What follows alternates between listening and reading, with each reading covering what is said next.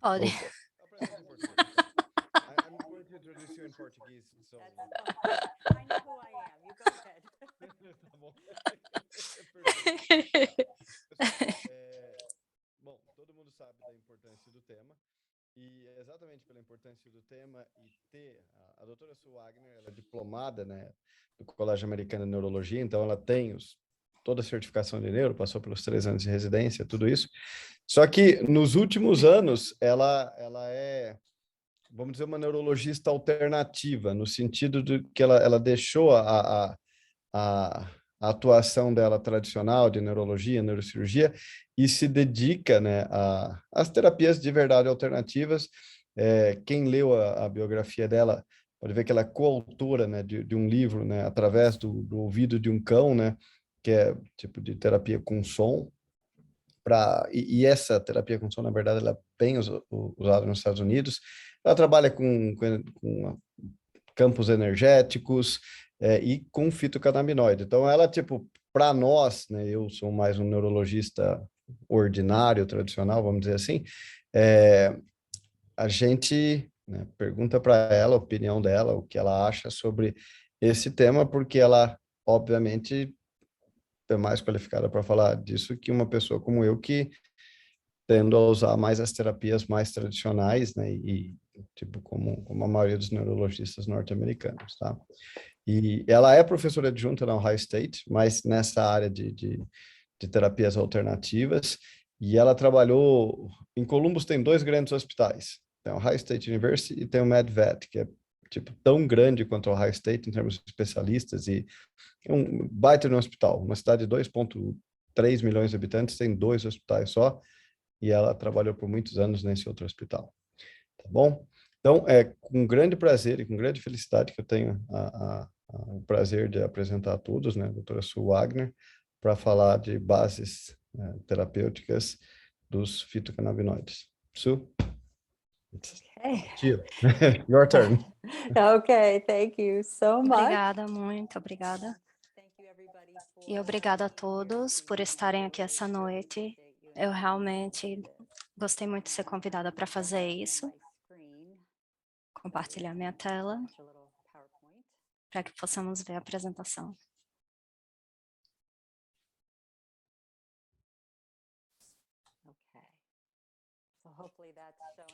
Então, espero que isso apareça para todo mundo. E peço desculpas se você já sabe sobre o sistema endocannabinoide. Já falamos um pouco sobre isso antes, mas eu queria ter certeza que todos estamos na mesma página. Então, espero que esteja tudo bem se eu fizer um pouquinho de uma introdução sobre o que é o sistema endocannabinoide. Depois disso, a gente vai para quais suas importâncias em convulsões, e depois vamos para tratamentos utilizando o sistema endocannabinoide e as realidades e controvérsias de tudo isso. Então, a primeira parte disso tudo é realmente definir. Para mim, eu realmente evitei isso por muitos anos, eu não tinha muito interesse nisso, até que eu acho que eu assisti um webinar ou li alguma coisa, e quando eu percebi sua importância para o sistema nervoso, eu pensei, poxa, é melhor eu sentar e dar uma lida nisso. E é absolutamente fascinante quão simples e complicado é esse sistema. É feito por receptores, ligantes e substâncias que se ligam aos receptores e enzimas que degradam e sintetizam. O que o torna único é que está em tudo. Então, a gente tende a pensar nos sistemas nervosos, sistema cardiovascular, e todos eles têm seus órgãos e como são conectados, e como o cérebro e a medula, e o sistema endocannabinoide, ele está por toda parte, e para mim isso torna único e fascinante. Então, quando você lê sobre os dois principais receptores canabinoides, CB1 e CB2, são os principais que as pessoas falam sobre. Mas quando você vai ver quando avançarmos na apresentação, é que tem muitos mais receptores e é bem mais complicado do que isso. O CB1 é bem mais predominante no sistema nervoso. Está em outros lugares também, mas é bem mais predominante no sistema nervoso.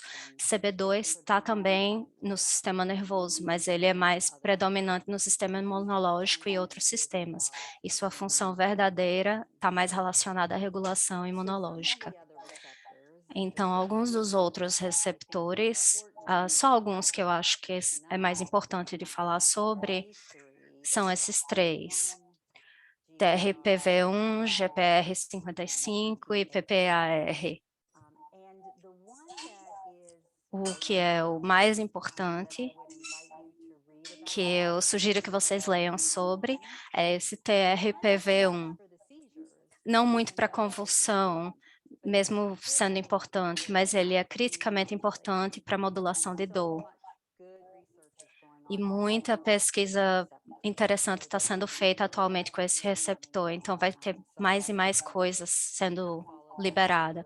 Então eu convido vocês a acompanhar esse processo que é fascinante. Mas todos esses três receptores também vão estar tendo uma parte do que vamos falar sobre convulsão hoje. Então eu acho que todo mundo sabe sobre isso até agora. Tá na mídia social, mas os receptores CB1 estão predominantemente no sistema nervoso. E a diferença entre muitas espécies e os cães é que os cães têm mais CB1 no cerebelo e no tronco encefálico, e THC, que faz parte da cannabis, realmente se prende realmente a CB1, então por isso os cães ficam mais suscetíveis a ter efeitos colaterais a cannabis. E vem daí a ataxia estática, eles comem a maconha medicinal dos donos, e é isso daí que a gente vê, é bem clássico. E é interessante saber também que não tem DL50 para THC, não conseguiram reproduzir em camundongos nem em cães, e também a recepção que você vê em algumas espécies, ele não causa compulsão. Então, os cães que morrem quando comem dogs they're tracking. Sure.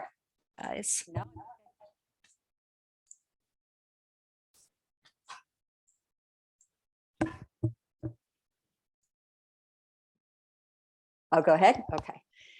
Desculpa, pessoal.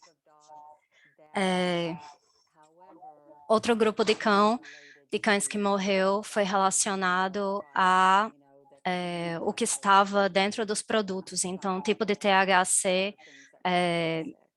substância chamada xilotol e outras substâncias tóxicas. Então, tem dois principais ligantes. O mais importante para o que estamos falando hoje é anandamida, que se atraca aos receptores CB1 e vem da palavra em sânscrito bênção, ananda, e é a molécula que nos dá a sensação de bem-estar, de sensação de calma.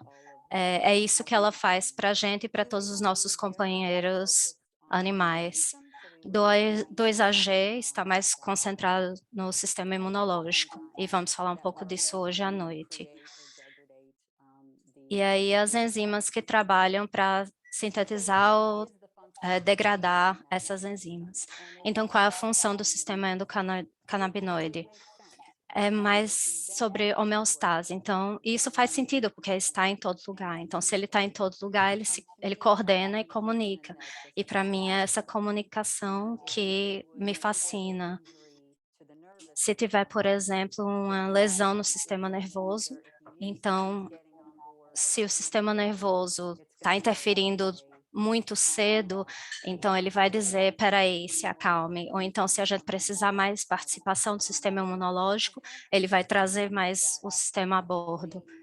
Então, ele é um sistema que ajuda o corpo inteiro a se comunicar. Então, podemos ver, como eu tenho interesse em medicina holística, isso é a epitomia da medicina holística. E tem algo também que vocês podem falar, ouvir falar na literatura, que é tom endocannabinoide, que é a quantidade que cada indivíduo teria de receptores, de ligantes.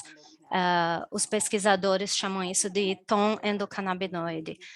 Eu quero mencionar esse artigo brevemente. Dr. Russo é um neurocientista para humanos e ele achou várias doenças estranhas que os humanos têm, que a diferença é difícil de diagnosticar, pode estar associado à deficiência do sistema endocannabinoide. Eu estou mencionando isso porque eu pessoalmente acho que a gente possa ter algumas dessas coisas na medicina veterinária também.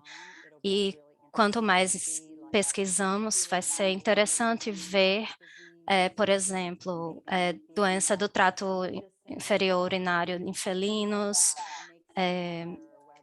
Eu me pergunto se tem algum tipo de deficiência ou disfunção no sistema endocannabinoide nessas situações. Mas estamos aqui para falar de convulsões e o sistema nervoso. Então, e a coisa bem interessante do sistema endocannabinoide, que você provavelmente já sabe, é que é um mecanismo retrógrado. Então, significa que está relacionado com essa comunicação e com esse calma. E você Normally, yep. Okay, you got it. Então, a liberação dos neurotransmissores, os neurotransmissores vão para os receptores pós-sinápticos, e é aí que estão os ligantes, onde são relacionados lá, onde os ligantes vão e levam de volta para a célula pós-sináptica, os ligantes levados por proteína de transporte da célula pós-sináptica para receptores pré-sinápticos. Então, eles só são trazidos à tona quando o sistema nervoso precisa deles.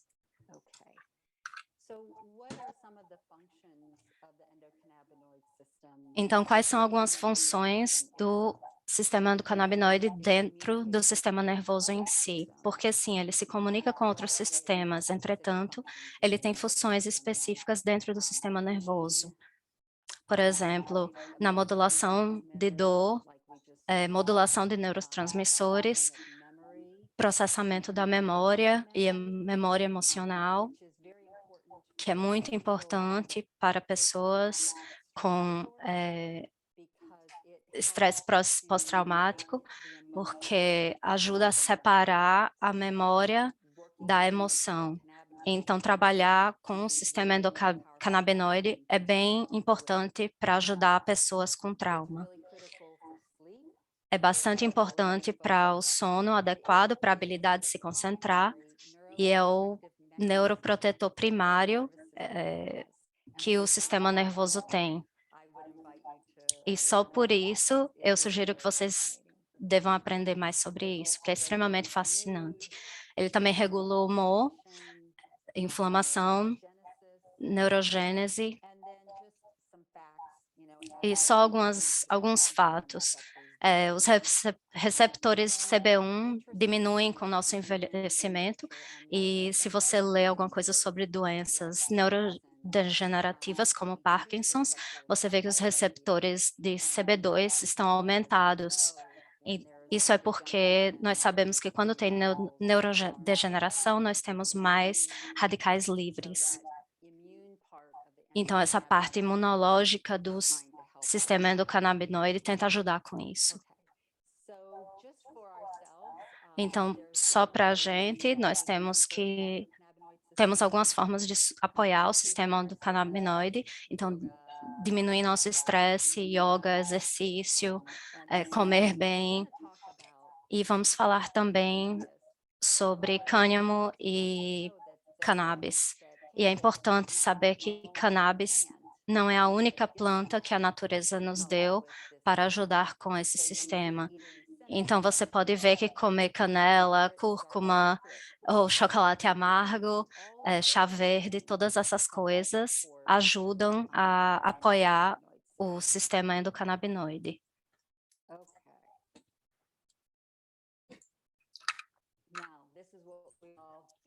Então, isso é a parte que todos nós estamos aqui para ver. Vamos falar sobre cannabis e as substâncias dentro da cannabis que têm efeitos medicinais, o que são os fitocannabinoides. Então, tem muita discussão sobre cannabis versus cânhamo. Cannabis é tudo cannabis. A definição cânhamo foi dada pelo governo dos Estados Unidos em 2014 para descrever uma variedade de cannabis que tem menos de 0,3% de THC. THC, tetrahidrocannabinol, é uma parte da cannabis, da planta, que faz as pessoas e os cães eufóricos, chapados. É o que criou, é o que fez com que a maconha fosse legal. Então, o governo viu a utilidade de cânhamo e se tem menos de 0,3% de THC, você não vai ter a euforia que você teria se você tivesse mais THC.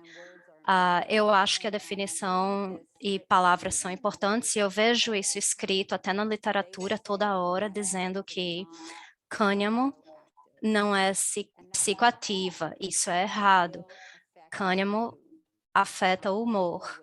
As pessoas com depressão, pessoas com ansiedade, animais com ansiedade, o cânhamo vai ajudar a acalmar essas pessoas. Entretanto, portanto, isso faz com que seja psicoativa, porque está agindo no sistema nervoso, mas não cria euforia. Então, só para ter uma definição desses termos. Outras coisas que estão dentro da planta são os terpenos, que são os óleos dentro da planta, que tem sua própria atividade, flavonoides, que são os antioxidantes na planta, e tem algo chamado efeito de entourage, o efeito de comitiva, que é a ideia básica que qualquer medicina baseada em plantas, que todas as substâncias dentro da planta trabalham junto para causar o tratamento. Então, qualquer pessoa que trabalha com medicina baseado no uso de plantas sabe disso, mas é só que esse termo foi trazido à tona para cannabis.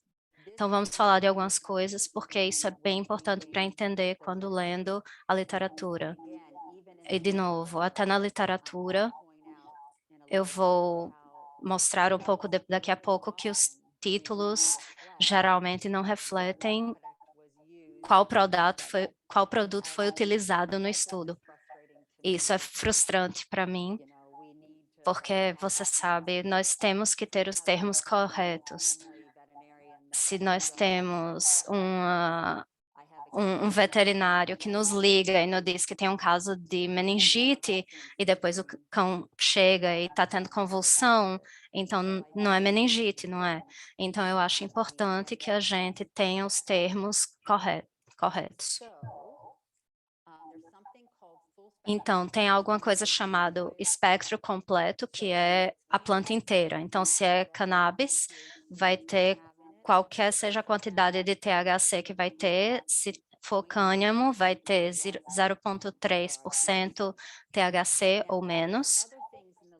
Agora, tem outras coisas na literatura chamadas extratos ou amplo espectro, e essas são variedades que eles removem parte, o máximo do THC que eles conseguem. Então, por exemplo, eu já usei um produto que tem menos do que 0,1% de THC. É todo o resto da planta do cânhamo, mas não tem muito THC. Então, isso é chamado de amplo espectro ou extrato. Então, depois também temos isolados, que é quando eles removem um fitocannabinoide, geralmente CBD, geralmente utilizando produtos químicos, para que possa ser utilizado ou estudado. Então, você tem algo puro, você está vendo o efeito de um fitocannabinoide, não está tendo o efeito do resto da planta, de como ela trabalha em conjunto. E depois disso tem algo chamado espectro de precisão, que é misturar variedades de cannabis ou de cânhamo para criar um produto que tem um perfil específico que você quer que ele tenha. Então, por exemplo, como nessa foto de rosas, você tem rosas vermelhas, rosas brancas, rosas amarelas, todas elas são rosas, mas são diversas variedades. E é a mesma coisa para cannabis, você tem uma variedade enorme. Então, eu acho que o Dr. Russo está correto em dizer que a medicina utilizando cannabis é bem individualizada. E vamos ver isso quando falamos de convulsão. Depende de quem está tomando o quê e quando, como afeta cada pessoa individualmente. É bem claro que é bem individual.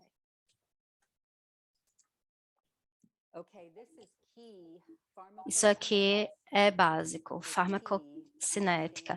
Isso é básico para entender a pesquisa que nós temos,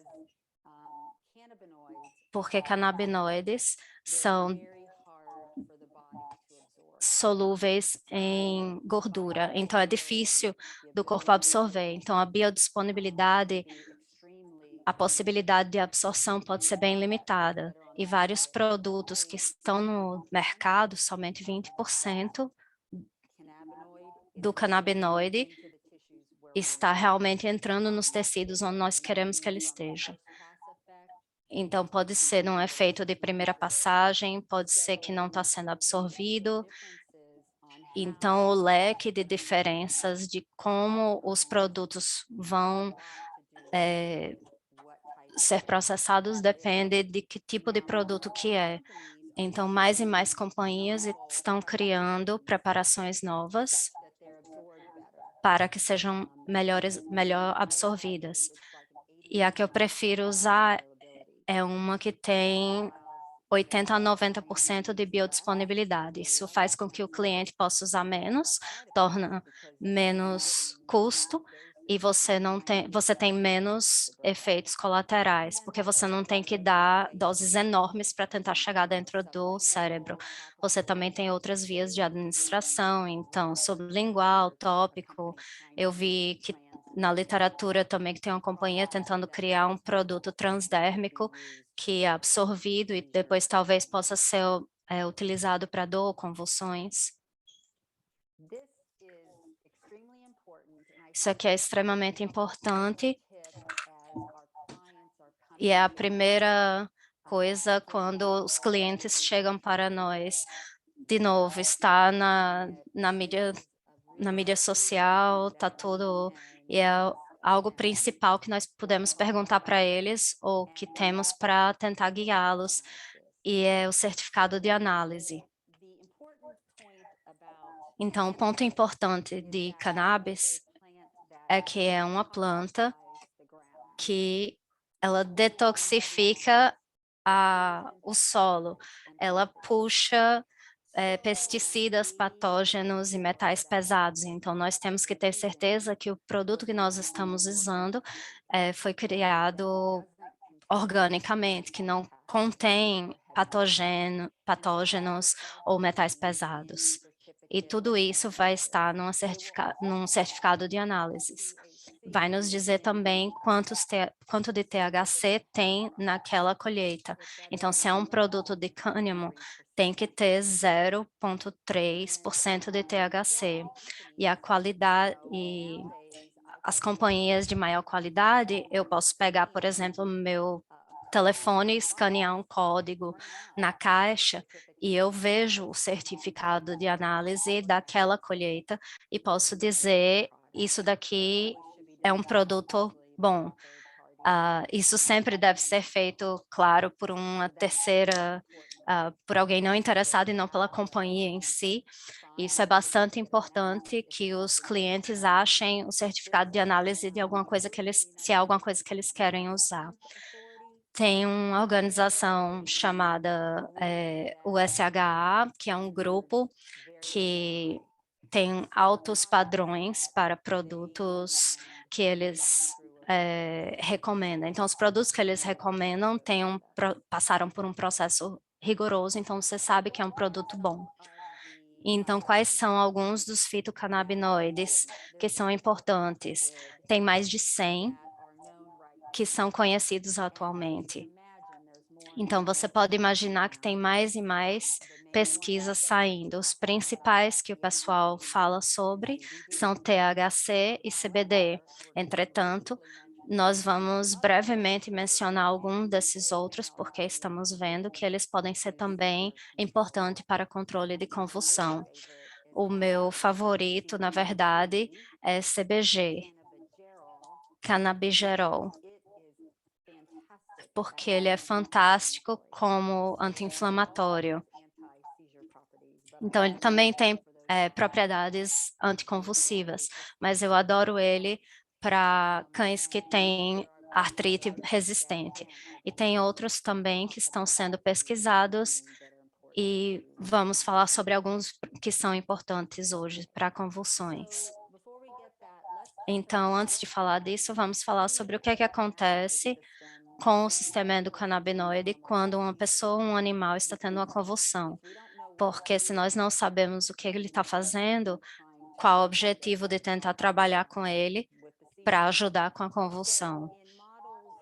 Então, em modelos agudos de convulsão quimiotóxico, o que acontece, seja em camundongos ou ratos, é que quando é induzida uma convulsão, o encéfalo imediatamente aumenta os níveis de anandamida.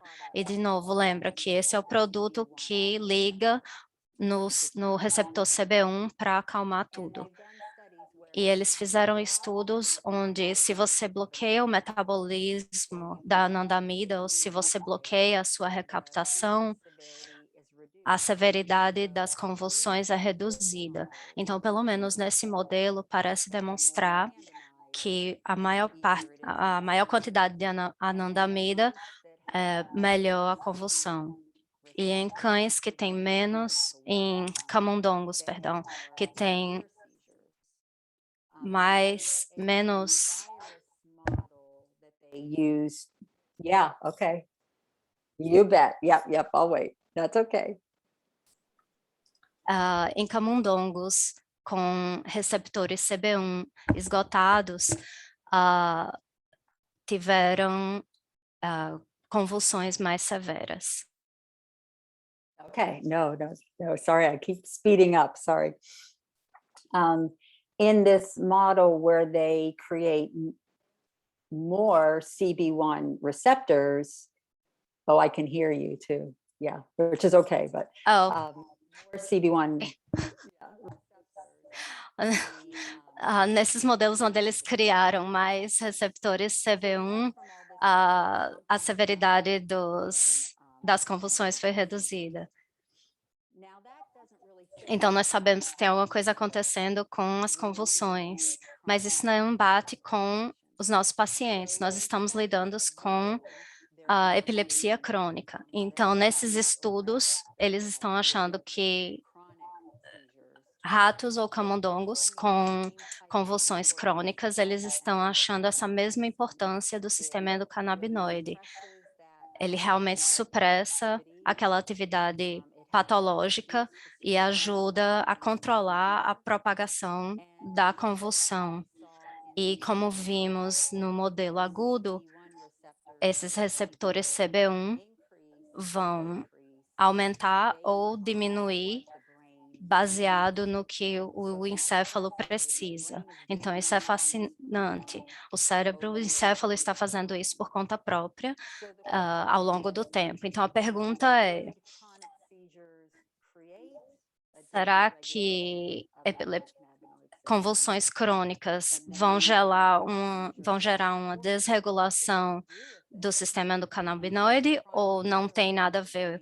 Ou isso é primariamente o jeito do encéfalo de ser neuroprotetivo e está só tentando se acalmar e no que faz isso está potencialmente mudando as convulsões. E é nisso que é sobre isso que está fazendo algumas pesquisas atualmente. Esse é um estudo interessante que eu gostei muito de ler. Isso foi 40 cães com epilepsia idiopática e 16 cães rígidos. Eles devem ter feito outro estudo, onde eles fizeram análise de líquor, ressonância e exame neurológico. Então, eles sabem que esses 40 cães eram idiopáticos. E depois, eles voltaram e foram olhar o líquor e mediram a anandamida, e o que eles encontraram que no grupo epiléptico, eles tinham grupos maiores de anandamida. Isso é similar a um estudo que foi feito em humanos, onde eles pegaram LCR de pessoas que tinham acabado de ser diagnosticadas com epilepsia e viram a mesma coisa. Essas pessoas tinham maiores níveis de anandamida. E também foi correlacionado com a severidade em cães.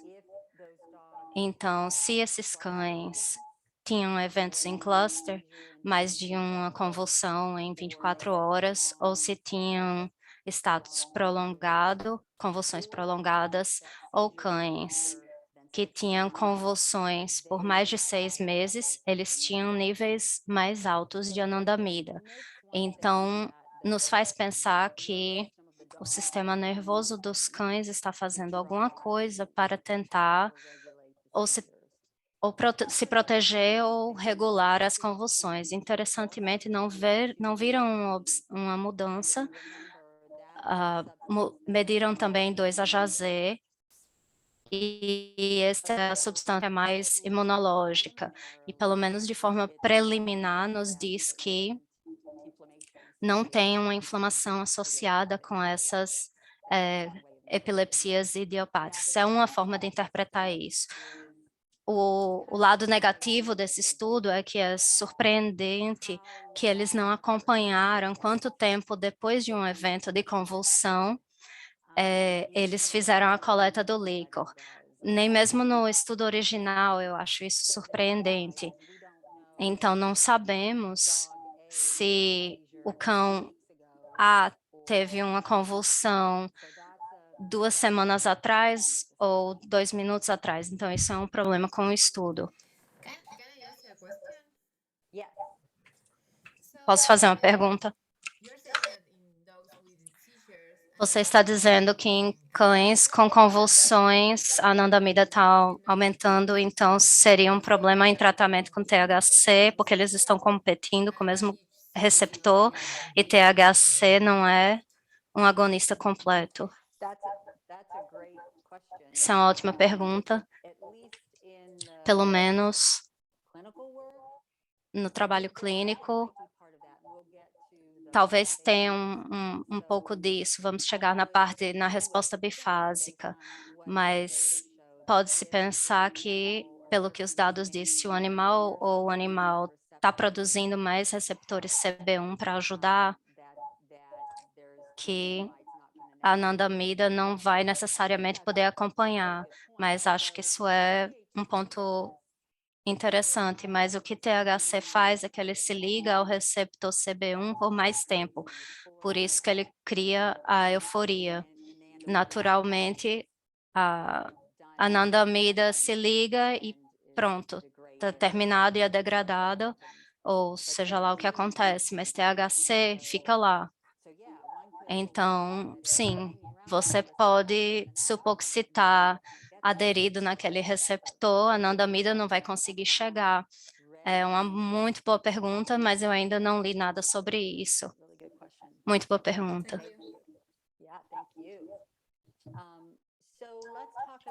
Então, vamos falar agora sobre os fitocannabinoides específicos. Nós sabemos que o sistema endocannabinoide está fazendo alguma coisa, vamos falar sobre os diferentes, os diferentes que as pessoas estão utilizando e qual a informação que está lá fora. Eu queria só mostrar esse primeiro estudo que eu achei que é fascinante, foi feito em 1949 e olharam em cinco pessoas o efeito de cannabis e que tiveram, teoricamente, melhora, supostamente melhora das suas convulsões. No final de 1800 e início de 1900, cannabis era uma das medicações mais prescritas por médicos. Eles usavam muitas vezes para várias coisas antes que se tornasse legal. Então, o que sabemos dos estudos é que THC, como acabamos de falar, ele se liga no CB1, nos receptores CB1, mas também está sendo investigado em outros receptores. Então, isso também pode estar influenciando outras coisas, esses outros receptores, os TRPs, os canais de cálcio. Sabemos que THC está fazendo bem mais do que só nos receptores CB1. Parece limitar o efeito quimiotóxico em efeitos em modelos quimiotóxicos, e tem muitos modelos de roedores que estão por aí, tanto agudo como crônico, convulsões, e resumindo, todos eles são bem diferentes. Pode ser meio chato de juntar tudo, mas resumindo, em mais ou menos 60% dos modelos, teve uma diferença, uma redução estatisticamente significativa nas convulsões. Em mais ou menos 30% não fez nada. E aí você tem uma pequena porcentagem, em 3% piorou, e em 3% às vezes melhorou, às vezes piorou.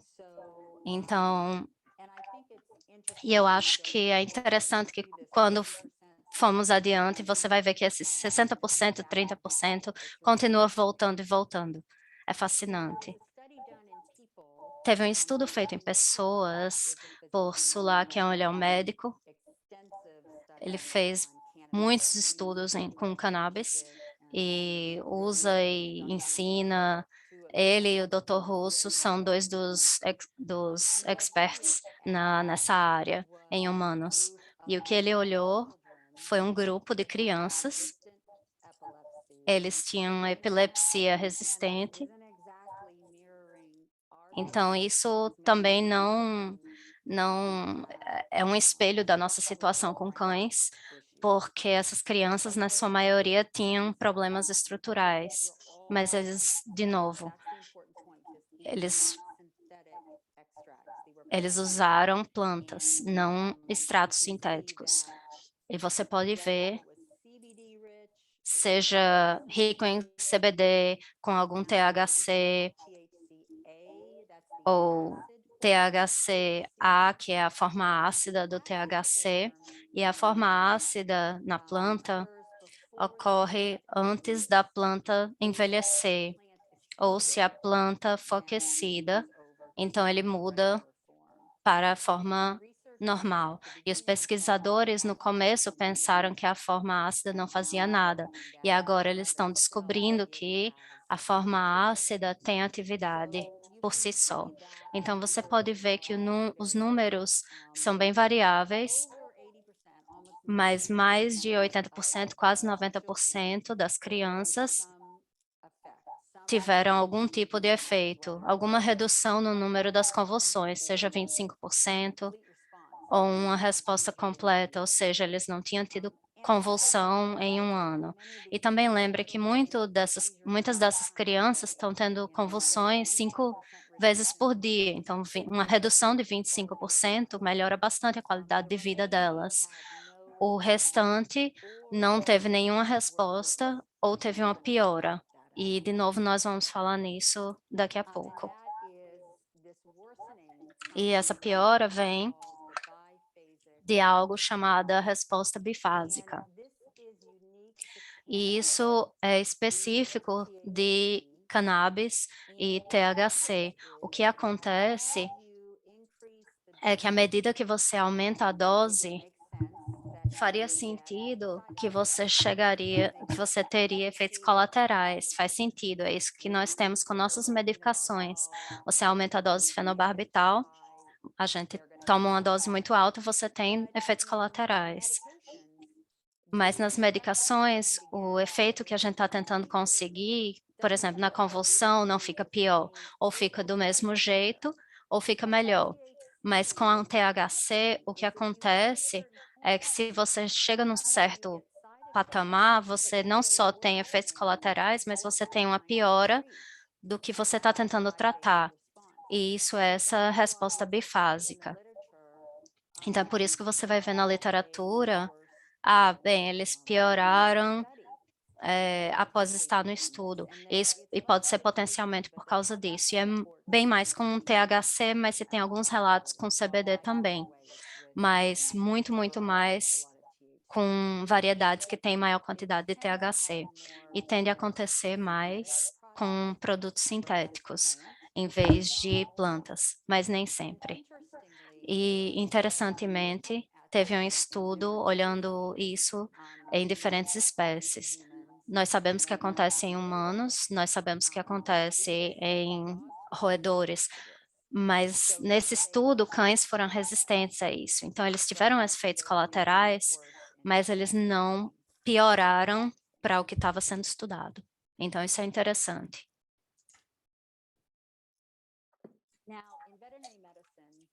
Agora, na medicina veterinária, vou falar brevemente sobre THC, porque é tão ilegal. Nos Estados Unidos, é um tipo de substância que não pode ser utilizada. É impressionante que, como diferentes estados estão liberando a cannabis medicinal, alguns clientes estão conseguindo pegar e eles estão misturando por sua própria conta e dando para os cães e estão vendo um efeito. Então é frustrante porque a gente é que deveria estar lidando isso e a gente está de fora. Entretanto, na Califórnia, o Conselho de Medicina Veterinária decidiu que pelo menos os veterinários podem conversar sobre isso com seus clientes, ainda bem. E a Trina Hazar é uma oncologista, e no mundo veterinário ela tem feito muitas pesquisas sobre cannabis. Ela entende muito bem do assunto, e eu tenho certeza que ela não pode prescrever isso, mas ela conseguiu chegar numa mistura que ela acha que é segura e potencialmente eficaz para convulsões. Você vai perceber que é uma mistura de CBD e THC. Por que que você vê isso no mercado? Porque isso é o produto mais comum que você vai ver em maconha medicinal para humanos. Eles estão geralmente utilizando um produto que geralmente é 1 para 1, uma mistura de 1 para 1, ou que tenha muito CBD ou THC. Por quê? Porque CBD atenua a euforia causada por THC. É um mecanismo complicado, não é completamente entendido como que acontece, mas é independente do receptor CB1. Então, é por isso que você vai ver misturas que têm CBD com THC, para poder atenuar essa euforia, para que o máximo do efeito do THC possa ser visto sem que a pessoa esteja eufórica o tempo todo. E de acordo com a doutora Hazar, não é para subir mais do que 0,5 miligramas como dose máxima de THC para cães. Então, para seguir isso, seria interessante chegar no ponto que dá para ter uma conversa com os proprietários. Eu não vou nem mexer com isso. Eu acho que se deve ficar só com CBD por enquanto, tem muito em relação a isso. Então, vamos falar sobre CBD, que é isso que nós estamos vendo na maior parte. E seu mecanismo de ação é interessante, ele ainda está sendo estudado, ele não é tão claro quanto o THC, ele tem alguns efeitos indiretos em CB1, ele altera a quantidade de anandamida no encéfalo e também funciona em diferentes receptores, GPR55 e alguns dos outros que eu mencionei, assim como canais de sódio e potássio. Então, mais e mais precisa ser entendido sobre como exatamente o CBD está funcionando no encéfalo. Então, o que é que sabemos sobre seu efeito em convulsões? A maior parte do trabalho tem sido feito com sintéticos. Você pode ver na literatura como purificado, significando que é sintético. Então, eles trabalharam com a planta, você não tá tendo a planta inteira, você está tendo uma versão sintetizada, sintética dela. Muitas vezes óleo de coco, alguma outra substância inserida. Então, você tem que se perguntar se tem um efeito desses outros óleos carreadores, mas vários dos estudos devem ter um grupo controle que recebe somente o óleo. E em roedores, eles descobriram que quando usam esse CBD purificado, eles vão trabalhar tanto in vitro ou in vivo, e vai reduzir a atividade mensurada em cortes de encéfalo. E em modelos quimiotóxicos, a CBD vai reduzir a severidade e a morte que ocorre em alguns desses modelos agudos. Então, nós temos alguma pesquisa dizendo que tem um potencial. E agora, os estudos mais conhecidos, tem uns 4 agora, sobre Epidiolex, que é uma medicação aprovada pela FDA americano, que é um produto CBD desenvolvido para crianças com convulsões refratárias. A população, novamente, é diferente do que a gente vê, porque essas crianças, a maioria deles tem um problema neurológico estrutural, e então é um pouco de uma comparação de maçã com laranja, mas eles acharam que Epidiolex era eficaz em reduzir as convulsões de forma estatisticamente significativa, mas tiveram bastantes efeitos colaterais. Em quase 80% dessas crianças, eles tiveram efeitos colaterais, provavelmente por causa do óleo e a quantidade que precisa ser dada, por causa da biodisponibilidade. Eles estavam cansados, diarreia, sonolência, viram também aumento de enzimas hepáticas, que diminuíram de novo quando a medicação foi parada. Outro estudo similar, também olhando, investigando um CBD sintético em crianças e adultos com epilepsia refratária. Eles viram essa redução. Tende a ser essa redução de 30%. Você vê isso em vários trabalhos e eu acho isso interessante.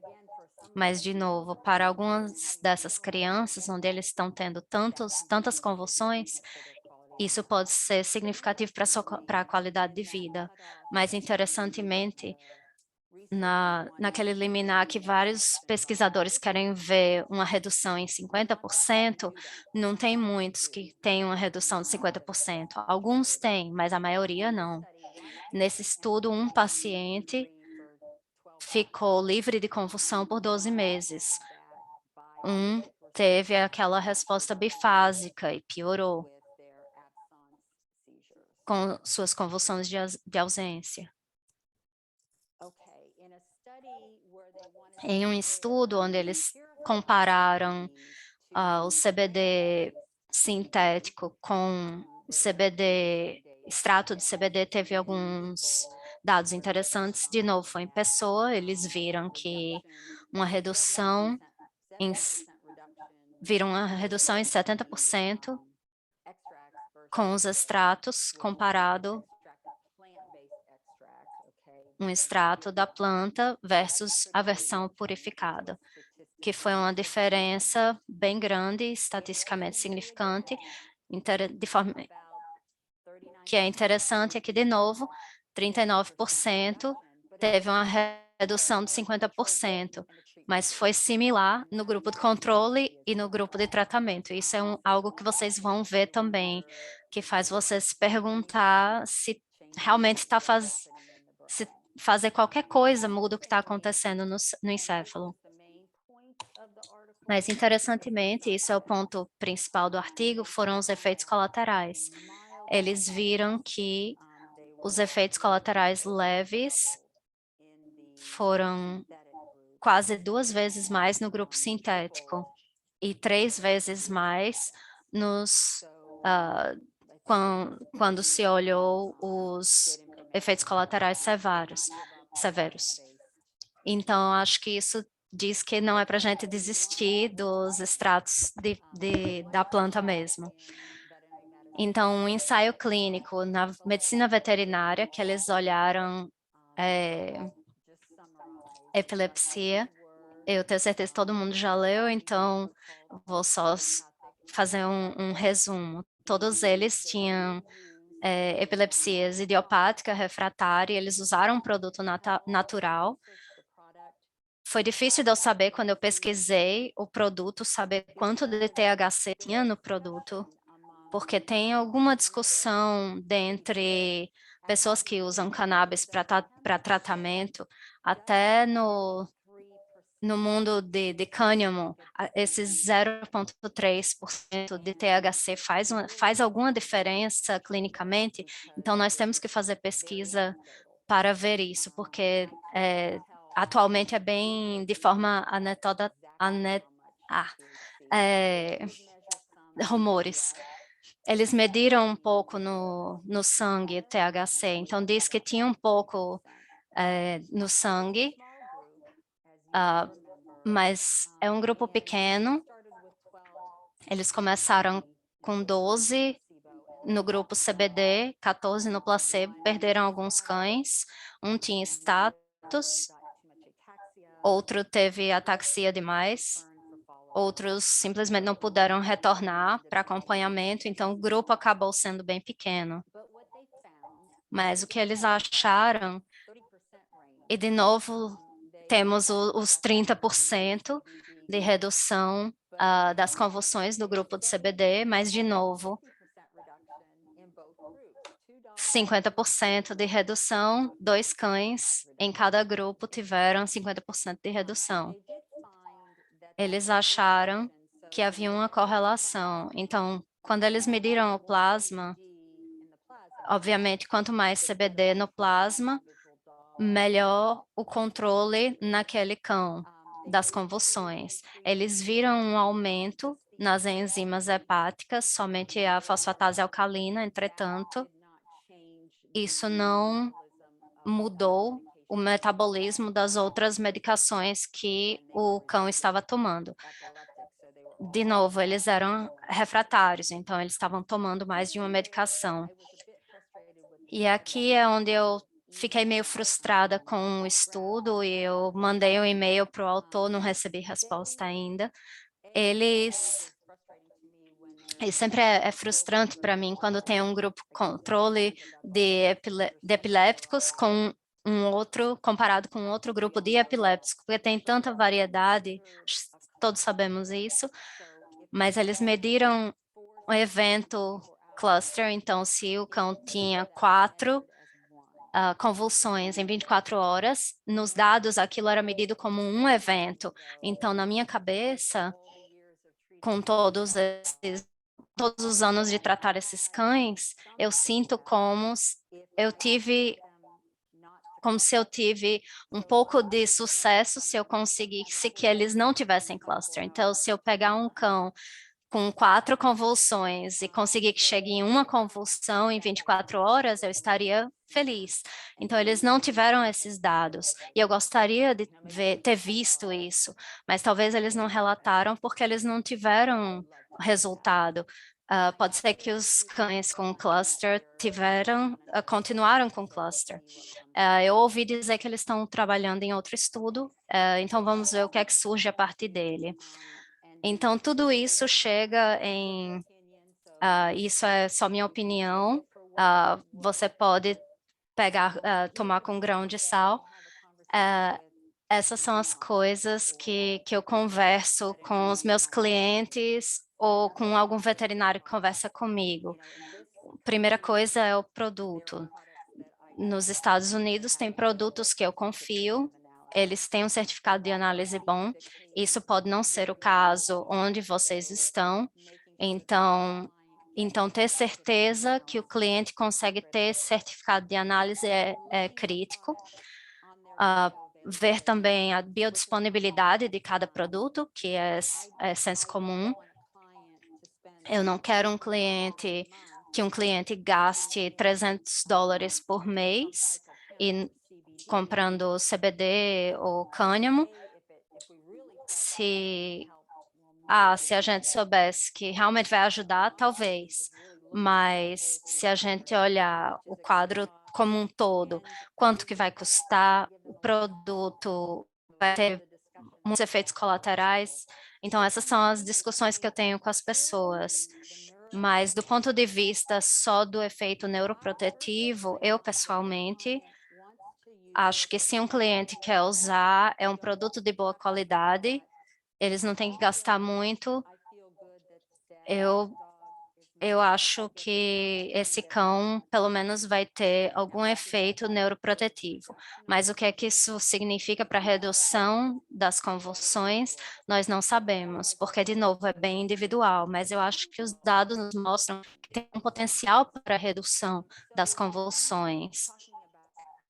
Então, quando eu estou falando sobre isso, novamente, é bastante individualizado, o que é verdade para todo epiléptico que nós tratamos, não é? Nós todos temos que olhar para cada animal e a família como indivíduos. O meu foco, o meu processo é que se o cão ou gato está tendo convulsões de forma que está tão infrequente que eu não começaria uma medicação de qualquer forma, eu não teria problema com ele usar um produto de CBD de alta qualidade. Pode ser que eles consigam proteção, neuroproteção, e pode ser que à medida que nós acompanhamos esse animal, ele passe de convulsão em 4 meses para nenhuma convulsão em 1 ano. Nós não vamos saber se não acompanharmos. O que eu não vou fazer é que se eles tiverem convulsão o bastante que eu daria medicação, eu vou dar uma medicação. Eu não vou dizer para eles, não, vamos fazer CBD em vez de qualquer seja a medicação que eu escolheria. Eu não me sinto confortável ainda de fazer isso. Agora, tendo dito isso, Ronaldo compartilhou o estudo de cães epilépticos que melhoraram e que não haviam sido tratados e melhoraram depois de muito tempo. De novo, é bem individualizado. E eu sinto que, como um grupo, nós temos que seguir da forma possível. Então, mas se eu começar uma medicação e eles também querem fazer um produto de cânhamo, eu não tenho problema com isso. E digamos que eles façam. Eu vou tratar isso como qualquer medicação. Então, muitos clientes querem fazer isso e eles querem parar por conta própria. Não, eu ainda vou fazer os objetivos básicos de pare os clusters, aumente o tempo entre as convulsões, qualidade boa de vida para todo mundo. Eu ainda estou olhando para tudo dessa forma. Então, digamos que agora o cão ou gato passou vários meses e está muito bem. Como toda outra coisa, eu vou pensar em reduzir uma das medicações que eles estão tomando. Mas é sempre dentro dos parâmetros de como nós fomos treinados para fazer isso. Então, é assim que eu chego que eu faço esse processo. São pesquisas que estão sendo feitas ainda, são coisas que demonstraram algum efeito, pelo menos em modelos roedores, e vai ter mais pesquisas vindo à frente.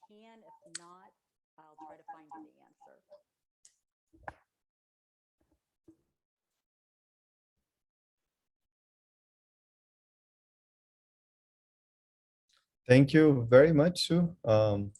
Really appreciate. Great presentation. Pessoal, vamos abrir para perguntas. Marília, pode fazer pergunta em português se você traduz para ela? Pode.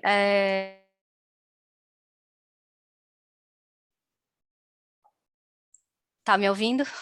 Agora eu mudei para o canal em português. Tá.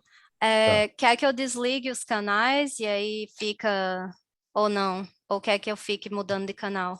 Dependendo de quem estiver falando. Melhor, né? Eu acho que sim. Você quer que eu... Tá.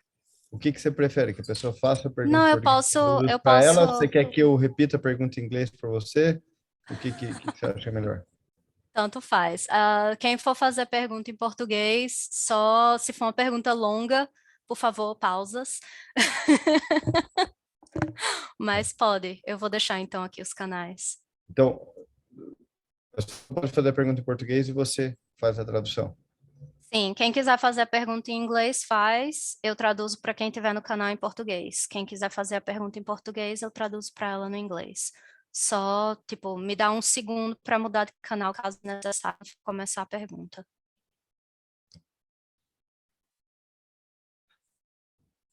Beleza, gente. Vamos lá.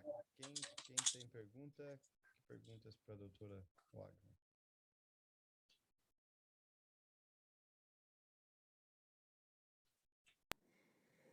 So I just have a question, in your opinion, Dr. Wagner, Na sua opinião, eu sei que não é legal em alguns países, mas em alguns países de usar CBD, então você acha interessante fazer uma combinação de CBD por causa desses casos onde piora? Boa pergunta. Pelo menos desse um estudo que eles fizeram, eles viram outros problemas piorando em cães. Eles não viram esse efeito bifásico. Eu conheço uma pessoa que estava numa combinação de THC e CBD com seu cão que tem epilepsia. E o cão, ele havia tido trauma crânioencefálico, refratário, nada estava ajudando esse cão.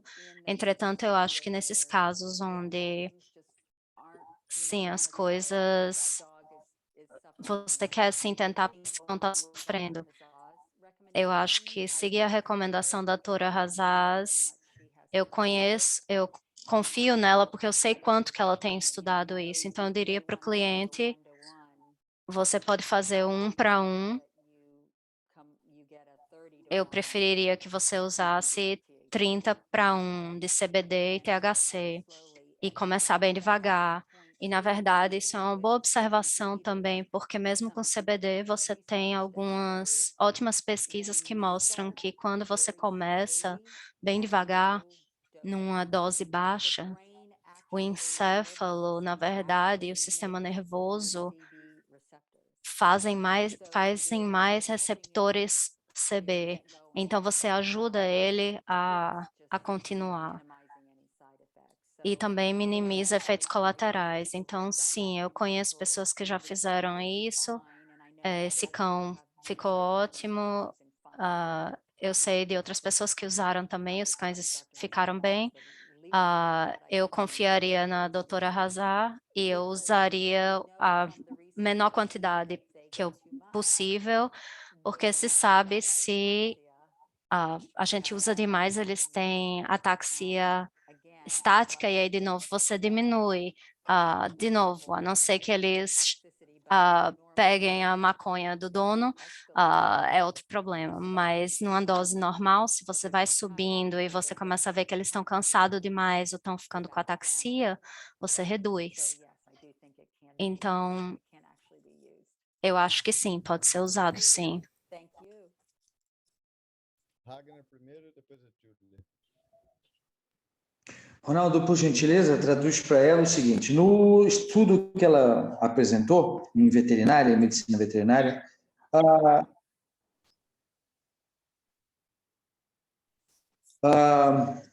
houve uma redução maior de 50% das éticas,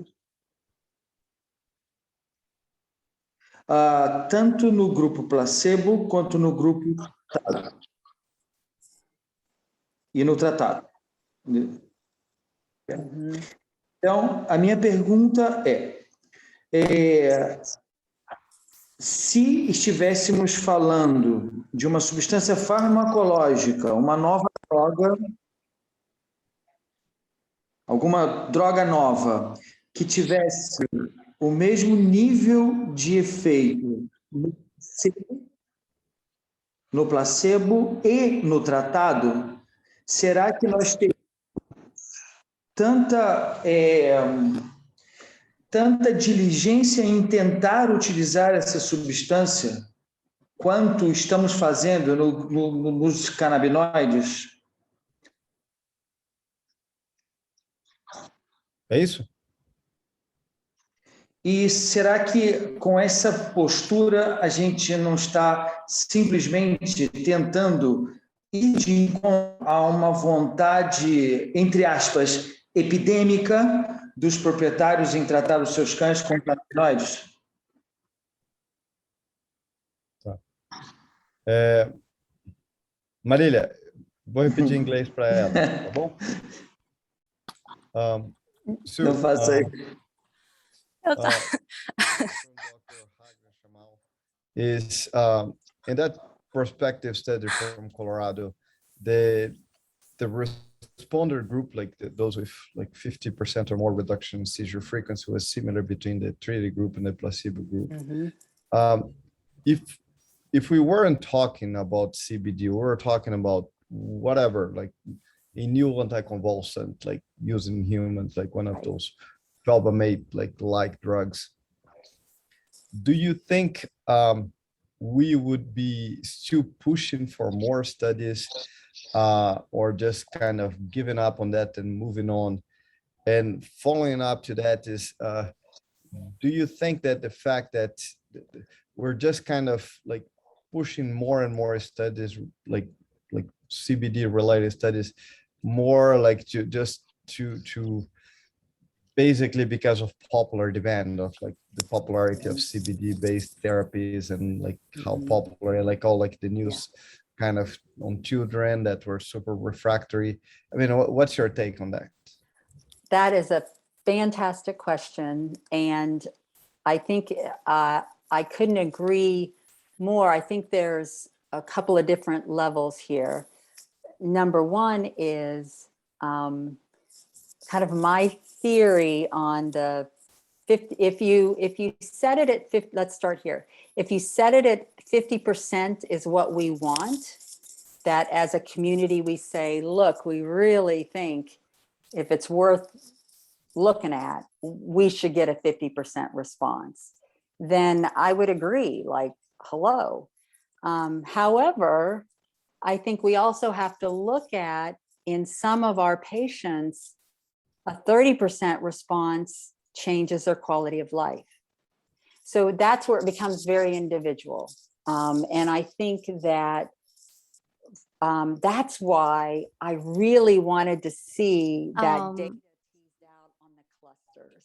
Era por isso que eu queria ver esses dados sobre os clusters. Eu queria ver do ponto de vista de, sim, pode ser que tenha uma redução de 30%, mas fez uma diferença significativa na vida daquele cão ou daquele humano, porque o cão não estava indo parar no hospital com uma conta de $40.000. Eu ainda acho que em alguns desses casos, ou em alguns dos casos onde não era refratário, são nesses casos que nós precisamos dos resultados. Eu estou tentando trabalhar com algumas companhias que eu conheço o produto, eu quero resultados. Estamos todos nisso, nós temos senso comum para saber que uma epilepsia idiopática, ou quando vemos uma, nós reconhecemos. Se o Ronaldo diz que tem um caso idiopático, eu acredito nele. Então, eu acho que nós precisamos evoluir um pouco mais. Toda evidência não é um controle, um ensaio randomizado. Então, eu gostaria de ter esses resultados. Então, tipo, nós temos esse produto aqui, está dizendo que funciona, eu quero falar com 20 clientes e saber, pode ser, eles conseguiram a redução de 50%, uns 60%, pode ser que tenha cães que não eram tão refratários. Não sabemos isso ainda. Nós vemos isso às vezes, mas acho que a pesquisa tem que melhorar, então acho que vale a pena continuar isso. E parte de mim, quando você vê essas coisas, eu acho que tem realmente um pouco de efeito placebo. Se você coloca em fenobarbital, CBD, até no grupo placebo, o cão, meu cão pode estar usando essa nova substância, então eu vou relaxar mais. E tem um estudo aí que mostra que quando o proprietário dos cães epilépticos estavam mais estressados, alterava as convulsões dos animais, as crises dos animais. Então, eu quero a diminuição desse estresse dos proprietários e depois que eles estiverem relaxados e normais, aí é que eu quero medir. Espero que isso responda a pergunta. Eu acho que vale a pena ir à frente, olhar cães que são menos refratários, e eu acho que nós precisamos realmente de resultados. Então, eu estou tentando consegui-los. Thank you. Julia. Ronaldo, você traduz para mim, fazendo um favor, a pergunta? Existem alguns pacientes que eles periodizam as suas crises, por exemplo, de 21 em 21 dias, em 43 em 43 dias, e eu tenho adotado uma prática que, como a gente tem um calendário de controle das crises, eu costumo entrar um dia antes do dia que teoricamente teria uma crise, no dia e no dia após uma dosagem maior para evitar essas crises. E em 7 pacientes, eu já tenho um resultado de não ter crises com esse aumento de dose no dia que antecederia, no dia da crise e no dia após. Você conhece algum tipo de prática semelhante? E eu queria sua opinião a respeito desse tipo de terapêutica, utilizando a cannabis. So the question is, you know that there are some epileptic dogs that they seize according to a specific kind of sort of timeline, every 21 days, every 42 days, Oh, yeah. moon phase, whatever. Yeah. Dr. Julia was saying that she has started to use in 7 patients or more patients, but 7 patients that seem to have responded to it, that she basically doubled the dose the day before, when she believes that that's kind of according to the seizure calendar, that they will have seizures, once or more seizures. So the day before, the day off, and the day after, like a higher dose, let's say twice. And she was asking if you are aware of any sort of protocol like that being used or established, and what's your take on that? I've not read where anybody Eu não has tenho lido nada onde documentaram o protocolo por escrito, mas eu sei com certeza neurologistas que fazem isso, e eu acho que é ótimo, porque esses cães que são uma vez por mês, você pode ver que vocês podem ter certeza que ele vai ter uma crise convulsiva em 21 dias. E você pode mudar tudo, principalmente se é um cão que tem clusters, porque é interessante. Se você olhar do ponto de vista de farmacocinética, não deveria fazer diferença, deveria levar várias meia-vidas para fazer uma diferença. É que nem o resgate. Ele teve um cluster, a gente deu um monte de medicamento por 3 dias, nós fizemos alguma coisa, porque do ponto de vista farmacocinético não deveria ter aumentado o nível. Entretanto, eu acho que volta às sutilezas que o encéfalo tem, que nós vemos clinicamente, que por qualquer que seja o motivo, funciona. Então, deve ter algum outro mecanismo fora a farmacocinética. Será que está diminuindo o estresse do dono? Ou será que está acalmando o encéfalo, que quando tem o que desencadearia não leva a crise epiléptica? Eu sei que tem pessoas fazendo isso, então se funciona, eu digo para vá em frente. Along those lines, there's a question but do you know the half-life and the time to reach steady state is always. Você sabe a meia-vida? Do you know let's say depending on the pharmacological. Dependendo da preparação farmacológica e os óleos utilizados, você sabe qual é a meia-vida esperada? Como você disse, se começar no dia antes, não deveria mudar nada em termos de farmacocinética, mas o que você sabe da farmacocinética de CBD? A maioria deles tem uma meia-vida curta, mais ou menos 5, 6 horas, talvez, alguns que eu li. Então, eles recomendam 2 vezes por dia, mas algum deles, quando você olha a farmacocinética, deveria ser 3 vezes ao dia. Mas aí você chega no custo, efeitos colaterais e coisas assim. Então, dos que eu li, você acaba dando 2 vezes por dia. O que eu uso mais, que tem uma boa biodisponibilidade, tinha 12 horas, em 12 horas ainda estava muito alto, então eu uso esse uma vez por dia, porque ele demora 24 horas para passar por toda aquela área da curva. Em alguns cães onde eles ainda estavam convulsionando, eu mudei para 2 vezes por dia. E eu não vi, na maioria dos cães, eu não vi aquela redução de 50% nos cães refratários. Eu vi mais da redução de 30%, que, de novo, nós temos que decidir em qualidade de vida. O que é que isso significa?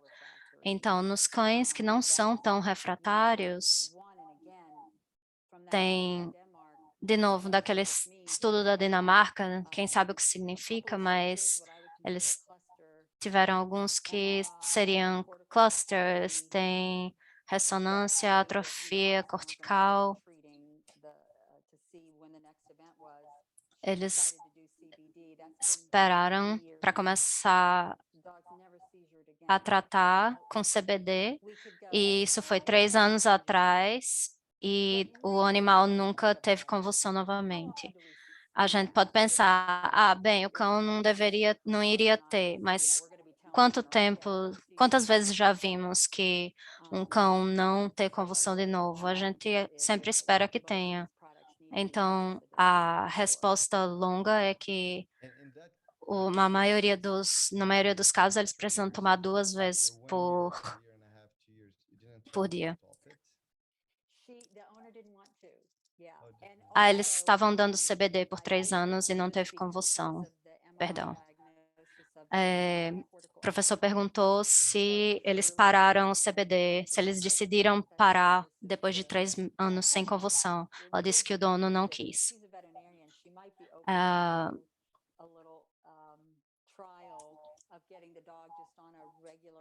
Eles pensaram em utilizar antioxidante por causa da atrofia cortical e depois reduzir o CBD. Eu gostaria de tentar. Não sei se ela vai topar, mas eu gostaria de ver. Pessoal, mais alguma pergunta? Um comentário? Não estou vendo nada escrito no chat, nenhuma mão levantada. Bom, assumindo que não temos mais perguntas, quero muito agradecer a gentileza do Dr. Sr. Wagner de atender nosso convite, né, para falar para a gente sobre esse tema tão em voga no momento, né, tão discutido, tão debatido. Eu acho que para a gente evoluir, a gente tem que ter a cabeça aberta, ouvir a opinião e a experiência de pessoas que trabalham com o assunto e tentar, né? Ela comentou, o grupo do Colorado está fazendo um estudo, né? Esperar a evidência, né? E agir de forma cuidadosa e responsável, né? Como ela mesma comentou, né? Vocês devem ter ouvido como ela aborda esses casos, né? Então, de novo, nós todos da BNV, nós somos muito gratos à participação de todos vocês. Esperamos contar com todos, né? A gente está finalizando as últimas etapas da preparação para o nosso simpósio em setembro em Curitiba. Esperamos contar com a presença de todos vocês em Curitiba também.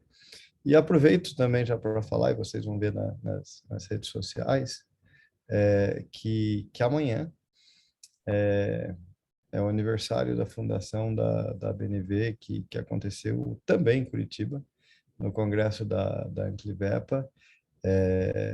Então, o Dr. Alexandre Mazzanti já preparou, estava preparando uma comunicação que vai ser divulgada amanhã, e obviamente a gente fica muito feliz, né, da BNV ter começado tão pequenininha naquele congresso e hoje em dia ter tantos associados. Em relação à data, nos dias 9, 10 e 11 de setembro, semana ali do médico veterinário. Tá bom? Em breve todos vão ficar sabendo, não é só questão, a gente só está finalizando várias questões em relação ao patrocínio e está todo mundo trabalhando. O Dr. Vitor hoje está em comunicação com ele está em comunicação com as empresas. A gente quer tentar fechar tudo isso antes de divulgar o evento e abrir inscrições, tudo, mas pode ter certeza, todo mundo trabalhando bastante para fazer isso o mais rápido possível. Dr. Wagner tem comentário, por gentileza?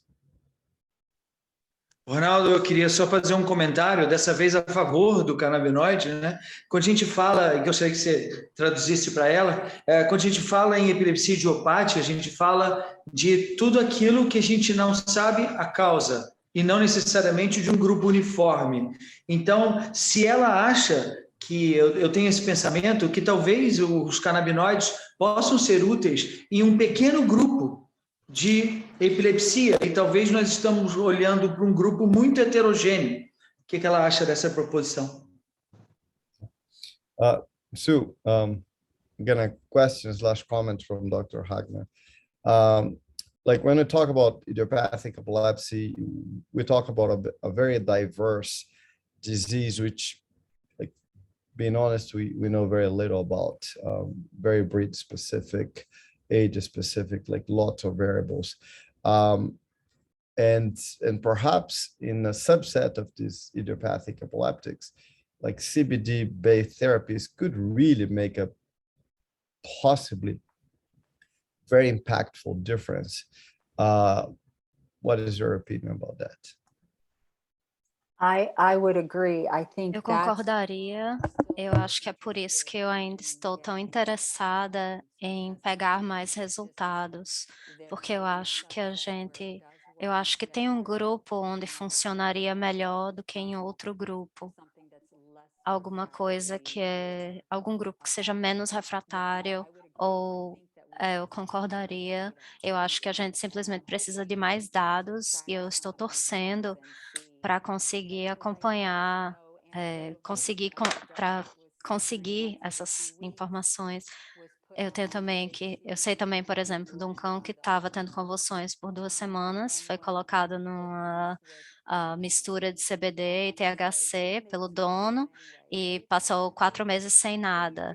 E aí você pode dizer, ele poderia ficar assim mesmo por conta própria, mas ele vinha tendo um padrão. Então, são casos que me fazem pensar que não, eu quero continuar, a gente tem que procurar mais, ver as diferentes misturas, ver os diferentes tipos de, é um cão pequeno, é um cão grande, e temos que tentar descobrir mais sobre o que é um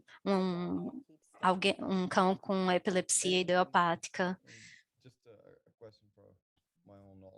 E só uma pergunta para mim mesmo e para compartilhar com todos. Você sabe se o grupo do Colorado, se eles estão planejando pegar uma população maior?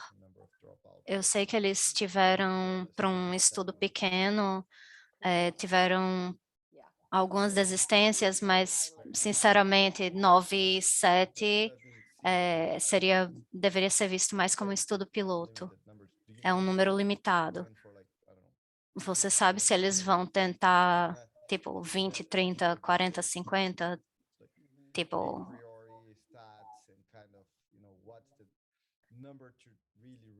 teria que ver qual é o número que precisaria para chegar num 50% de redução ou maior. Mas eu suporia que a gente, olhando para outros trabalhos, a gente teria que pensar em 60 ou 100 cães. Mas você sabe se eles estão tentando para uma população maior? Eu espero que sim. Eu vou entrar em contato com eles e perguntar. E eu acho também que para o grupo eu teria interesse de saber como que todo mundo... A gente estava conversando um pouquinho sobre isso, mas esses ensaios, de novo, quando você não usa o próprio cão como o seu próprio placebo, você tem que ter mais cães, e a gente tem tanta variabilidade, então, de um ponto de senso comum, eu não sei se eu quero comparar esses 2 grupos. Eu quero saber o que é que o cão fazia 1 ano atrás, quero colocar ele no CBD ou THC, quero esperar 1 mês ou então mais, e depois eu quero ver o que é que acontece para o próximo ano. Então,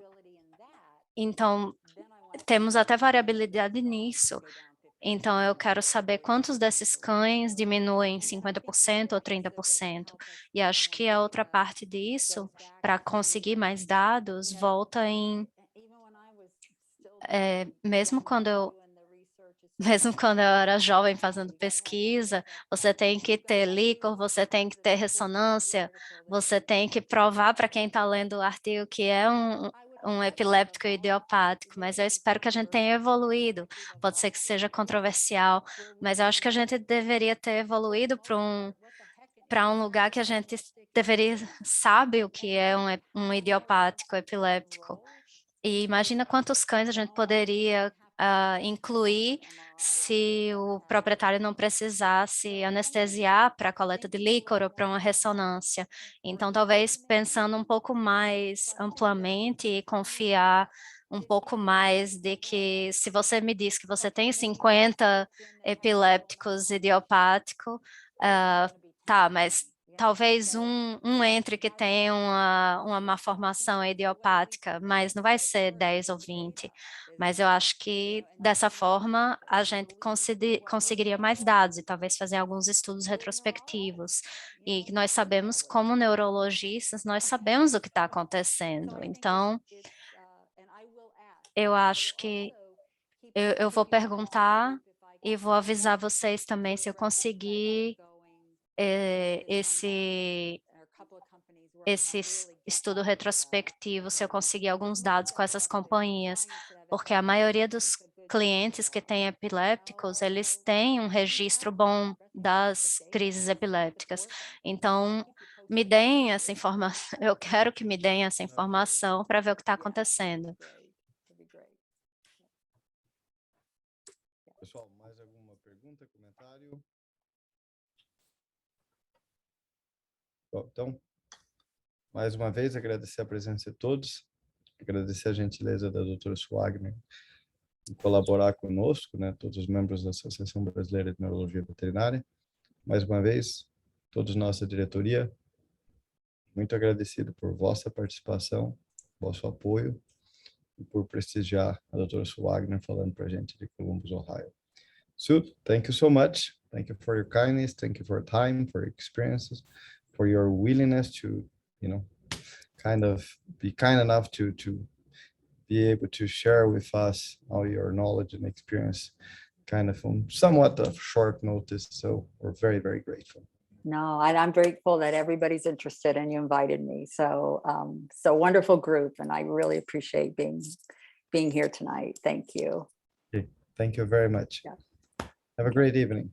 Okay, bye Muito everybody. obrigado, pessoal. Muito obrigado, pessoal. Boa noite, bom descanso, boa semana. Tudo de bom. Tchau, tchau.